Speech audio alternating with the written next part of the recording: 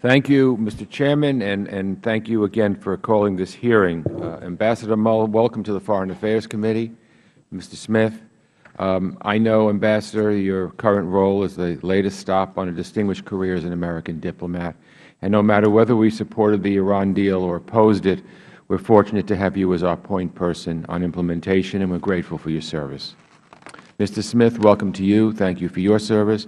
Your office has led the way in cracking down on some of Iran's worst offenses.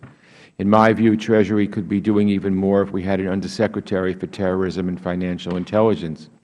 But the nomination of Adam Zubin is bogged down in the Senate Banking Committee, despite the urgent need to cut off Iran, ISIS, North Korea, and others from their resources. The Senate should confirm Mr. Zubin immediately. This is far from the first time the Foreign Affairs Committee has held a hearing on Iran. We have held many hearings. We understand exactly what the deal was and is, but today's hearing is distinctly different from any we have had before because the Iran deal has been implemented, nuclear-related sanctions have been lifted, and Iran no longer has enough fuel to make a nuclear weapon. Again, no matter what anyone's position was on the Iran deal, and I strongly oppose the Iran deal, this ship has left port, and now we need to decide which course to chart. One option would be to continue bringing up legislation designed to undermine the deal. The House has passed 2 bills like this already, largely along party lines. These are symbolic votes. They will never become law. In my view, they are not a valuable use of this committee or Congress's time. So I don't think we should treat the Iran deal the way we have dealt with the Affordable Care Act, voting again and again to repeal it, even though it is a settled issue. Again, I didn't like it. I voted against it, but it passed, so there is another option. And the other option, the one I support, is to work in a bipartisan manner to hold Iran's feet to the fire and ensure there are serious consequences for its nefarious behavior. There is a lot we can and should be doing, and I am confident that we can work across the aisle to find common ground that we can build on. Iran remains the world's most active state sponsor of terror and a chronic human rights abuser. Iran continues to break international law with impunity. We don't trust Iran, and our policies must reflect that. That is why I am glad we slapped new sanctions on Iran for testing 2 medium-range ballistic missiles late last year, tests that were a blatant violation of the UN Security Council resolution governing the nuclear deal. And there are other problems we need to address.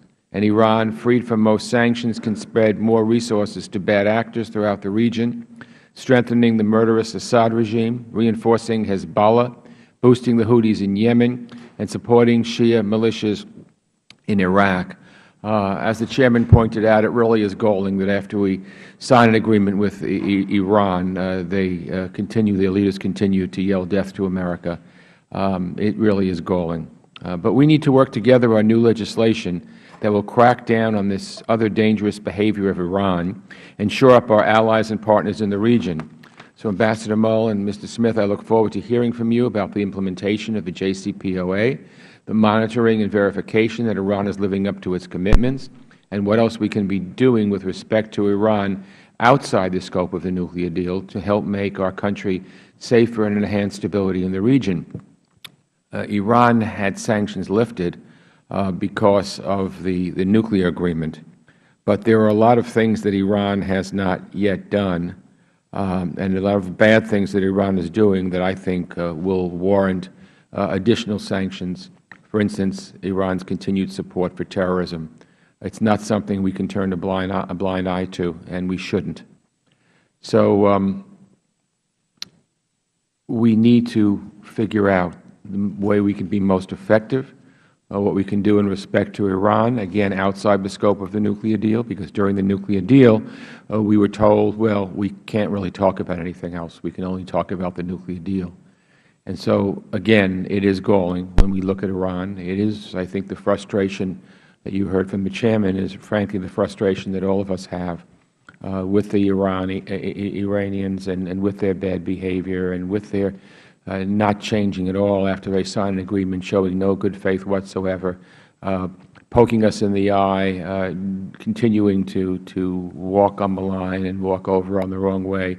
We really must hold their feet to the fire. So I look forward to your testimony, gentlemen. Thank you, Mr. Chairman. I yield back. Thank you, Mr. Engel. So this morning we are